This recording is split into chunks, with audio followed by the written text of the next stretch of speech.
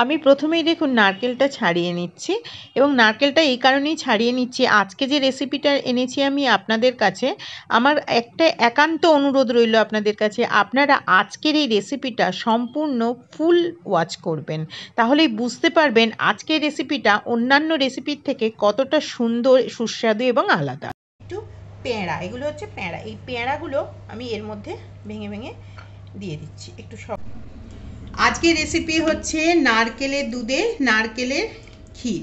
এটার মধ্যে কিন্তু কোনো রকম নর্মাল দুধ কিচ্ছু নেই, সম্পূর্ণ নারকেলের দুধ দিয়ে আমি কত সুন্দর একটা ক্ষীর বানিয়েছি। আসুন দেখে নিই কীভাবে বানালাম এই সুন্দর ক্ষীরটা। নমস্কার, আমি পারমিতা, আপনারা দেখছেন পারমিতার পাক। দেখুন নারকেল, একটা হাফমালা নারকেল, আমি এই যে একটা নারকেলের হাফটা আমি নিয়ে নিয়েছি। এবারে এগুলোকে আমি ছোট ছোট করে একটু কেটে মোটামুটি এরকম একটু পিস করে নিয়ে এটাকে আমি মিক্সি জারের মধ্যে দিয়ে ভালো করে গ্রাইন্ড করে নিই। নারকেলটা বেটে নিয়ে আসার পরে এখান থেকে দেখুন আমি কিছুটা নারকেলের বাটা এর মধ্যে তুলে রেখে দিচ্ছি এবং এই যে দেখুন মোটামুটি অ্যারাউন্ড 2 স্পুন মতো আমি নারকেল বাটা তুলে রেখে দিলাম। এবারে আমি এই যে নারকেলের বাটাটা রয়েছে এটার ভেতরেই আমি জল দিয়ে দিয়ে এটার থেকে আমি বার করে নেব নারকেলের দুধ। আসুন দেখে নিই বাড়িতে খুব সহজভাবে কি করে নারকেলের দুধও বানিয়ে নিতে হয়।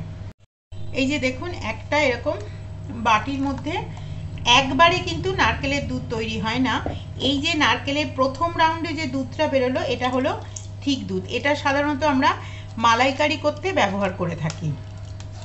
এবারে এই যে এক রাউন্ডে বেরোচ্ছে এটার সাথে আমি আরও আরেকবার জল দিয়ে, এই যে এখনও বেরোচ্ছে, এরকমভাবে ঠিক দুধটা যতটা পারবেন বার করে নেবেন।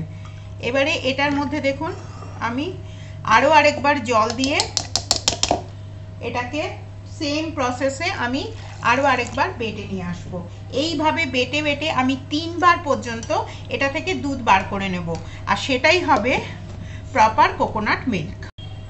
এটা হচ্ছে সেকেন্ড রাউন্ডে, দেখুন কত দুধ বেরোচ্ছে। আজকে যে রেসিপি এনেছি সেই রেসিপি হচ্ছে নারকেলের দুধে নারকেলের ক্ষীর, তার জন্য কিন্তু আমি নর্মাল দুধের ব্যবহার করব না, এই নারকেলের দুধটা দিয়ে পুরো ক্ষীরটা তৈরি হবে। সেজন্য আমি দেখুন নারকেলকে বারবার ধরে এইভাবে করে নারকেলের একদম প্রপার মিল্ক আমি এইভাবে বার করে নিচ্ছি। আবারও এটার মধ্যে সেমভাবে আমি জল দেব এবং এটাই লাস্ট বার। এই প্রসঙ্গে বলে রাখি গরম জল দিয়ে কিন্তু নারকেলের দুধ বার করবেন না, তাহলে একটুক্ষণ পরে আইদার এটা গন্ধ হবে অথবা এটা ছিবড়ে মতন, মানে দুধের একটা অন্যরকম ফ্লেভার আসবে, সেজন্য সবসময় এরকম নর্মাল জল দিয়েই করবেন। একদম তৈরি হয়ে গেল নারকেলের দুধ। এবারে এর মাপটা আরও পরিচ্ছন্ন করে জানার জন্য আমি এখানে একটা 1/2 লিটারের বটল নিয়ে এসেছি। এই বটলটার মধ্যে আমি দেখুন একটা জারের মধ্যে ঢেলে আপনাদেরকে মাপটা দেখিয়ে দিচ্ছি যে এই মাপটা কিন্তু আজকে যেটা বানাবো সেটার জন্য খুব প্রয়োজন। মানে এটা দেখুন একটা হাফ নারকেলের মালা থেকে কতটা দুধ বেরোতে পারে। দেখুন সম্পূর্ণ একটা 1/2 লিটারের আমি কিন্তু এই যে এটা হলো পুরো কোকোনাট মিল্ক, এটা বাড়িতে তৈরি করলাম, আপনারা দেখলেন। আসুন এবার রেসিপিটা বানাই।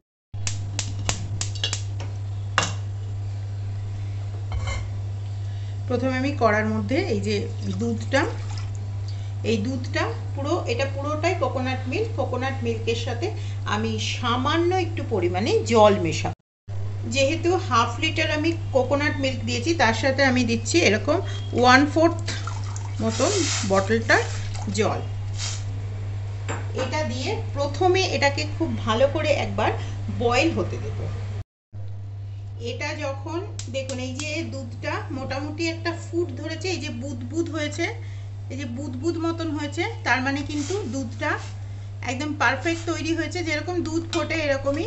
এই যে দেখুন একদম ফিট সাদা কোকোনাট মিল্ক, একদম ফ্রেশ কোকোনাট মিল্ক এটা বানালাম যেটা এক্ষুনি। এটা যখন ফুট ধরবে সে সময়তে এরকম দানাযুক্ত চিনি 1 কাপ মতন মিশিয়ে দেবেন। সবসময় ক্ষীর বা পায়েস বানাবার জন্য আপনারা দানাযুক্ত চিনি ব্যবহার করেন, কেননা এই খাবারগুলোতে না একটু চিটের দরকার হয়। সেই চিটটা আনার জন্য চিনিটা যত গলবে চিটটা কিন্তু তৈরি হবে, কিন্তু সেই কারণেই আপনারা কখনোই মানে পাউডার সুগারটা এর মধ্যে ব্যবহার করবেন না। এই যে এইভাবে। এরপরে এর মধ্যে দিয়ে দিচ্ছি আমি একটু সামান্য পরিমাণে এলাচের গুঁড়ো। আমি মিশিয়ে দেবো এই যে নারকেলটা যে আমি কুড়িয়েছিলাম, নারকেল কোড়ার যে অংশটা ছিল সেই কিছুটা তুলে রেখেছিলাম, সেই নারকেলের কোড়াটা আমি এর মধ্যে এবারে মিশিয়ে দেব। দিয়ে এটার মধ্যে এখন এই মুহূর্তে আর কিচ্ছু মেশাবেন না, এটাকে জাস্ট নাড়িয়ে নাড়িয়ে নাড়িয়ে নাড়িয়ে এটাকে ঘন করতে হবে। আমি ধিমে আঁচে করছি এটা। এটা যখন ধীরে ধীরে এরকম তৈরি হচ্ছে, এটাকে আরও সুস্বাদু বানাবার জন্য আমি দেখুন এইখান থেকেই কিছুটা পরিমাণে দুধ তুলে নিচ্ছি। দুধটা যখন মোটামুটি একটু ঠান্ডা হয়ে গেছে, এই অবস্থাতে আমি এর মধ্যে এই যে দেখুন একটু পেঁড়া, এগুলো হচ্ছে পেঁড়া, এই পেঁড়াগুলো আমি এর মধ্যে ভেঙে ভেঙে দিয়ে দিচ্ছি, একটু শক্ত এরকম। এই পেঁড়াটা দেওয়া ফলে কি হবে, ওই যে ক্ষীরটা বানাচ্ছি ক্ষীরের স্বাদ কিন্তু দ্বিগুণ পরিমাণে আরও বেড়ে যাবে। তো ঠিক সেই কারণেই আমি এই প্যাঁড়াটা, এবং দুধটা একটু ঠান্ডা হতে দিতে হবে, নাহলে প্যাঁড়াটাও ঠিক করে গুলবে না আর দুধটাও কেটে যেতে পারে।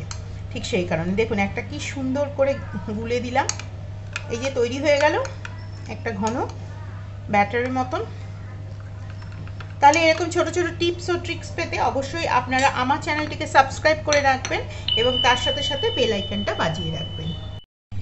গ্যাসের ফ্লেম কিন্তু একদম কমিয়ে রাখতে হবে, কোনো তাড়াহুড়ো করলে কিন্তু চলবে না। এবারে দেখুন এই যে এই প্যাঁড়াটা আমি এর মধ্যে মিশিয়ে দিলাম, প্যাঁড়াটা যে গুলে দিলাম সেটা মিশিয়ে দিয়ে দেখুন একদম ক্ষীরের কালার চলে এলো। এবার এটাকে ধীরে ধীরে ধীরে ধীরে একটু ঘন করে নিতে হবে।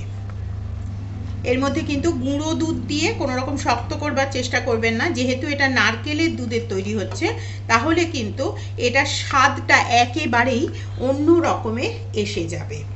কিন্তু এটাকে অ্যারোমাযুক্ত আরেকটু বানাবার জন্য আমি এর মধ্যে দিয়ে দেব, এই যে এখানে নিয়ে এসেছে আমি গোলাপ জল বা রোজ ওয়াটার, সেটা এবারে আমি দিয়ে দিচ্ছি এর মধ্যে 2 ড্রপস।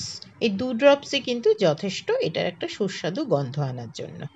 এটা প্রায় আমি হাফ অ্যান আওয়ার মতন এক নাগাড়ে এরকমভাবে ওয়ান সাইডে জাল দিয়ে দিই। এই দেখুন একটা কত সুন্দর ক্ষীর তৈরি হয়ে গেল। এবারে আমি গ্যাসের ফ্লেমটা বন্ধ করে দেবো, এই কনসিস্টেন্সিটাই রাখবেন। এবারে আমি আমার মনের মতো ড্রাই ফ্রুটস দিচ্ছি। প্রথমে দিচ্ছি আমি কিছুটা পেস্তা, তারপরে দিচ্ছি আমি কিছুটা কাজু, তারপরে দিচ্ছি আমি কিছুটা কিশমিশ, আর দিচ্ছি কতগুলো আঞ্জির। এইগুলো দিয়ে আমি বানাচ্ছি, আপনারা আপনাদের পছন্দের মতন বানাতে। এই ছিল আমার আজকের রেসিপি, যে রেসিপির নাম হচ্ছে নারকেলের দুধে নারকেলের ক্ষীর, আর তার সাথে রইল পেঁড়া। আগামীতে আমি অবশ্যই ফিরবো একটা নতুন রেসিপির সাথে। আশা করি আপনাদের আজকের আমার এই প্রয়াসটা ভালো লাগবে।